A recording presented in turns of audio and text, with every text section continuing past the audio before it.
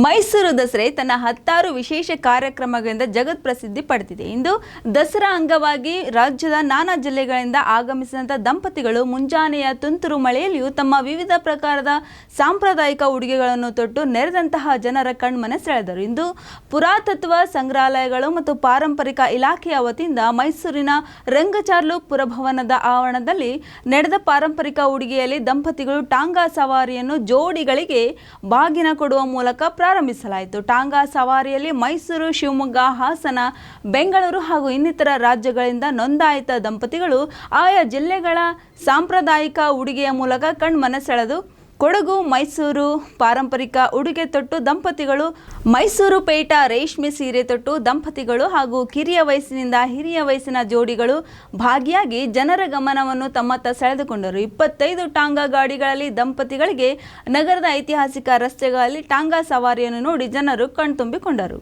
ಪದ್ಮಾವತಿ ಮತ್ತು ಹೇಮಂತ್ ಕುಮಾರ್ ಅವರು 18ರಲ್ಲಿ ವಿನುತಾ ಹಾಗೂ ಮಂಜುನಾಥ ರಾವ್ ಅವರು, ಜೊತೆಗೆ ಹೇಮಲತಾ ಹಾಗೂ ಪ್ರಕಾಶ್ ಅವರು, 19ರಲ್ಲಿ ಅಭಿಲಾಷ್ ಹಾಗೂ ವಿನಯ್ ಅವರು, ಜೊತೆಗೆ ರಮಾ ಹಾಗೂ ರಮೇಶ್ ಅವರು. 20ರಲ್ಲಿ ಹೆಚ್ಚಾಗುವ ಮುನ್ನ ನಮ್ಮ ಟಾಂಗಾ ಸವಾರಿ ಮುಕ್ತಾಯ ಆಗಬೇಕು. ನಾವು ಈಗಾಗಲೇ ವಿವರಿಸಿದಂತೆ ನಾವು ಇವಾಗ ಚಾಮರಾಜ ವೃತ್ತವನ್ನು ಪ್ರವೇಶಿಸ್ತಾ ಇದ್ದೀವಿ.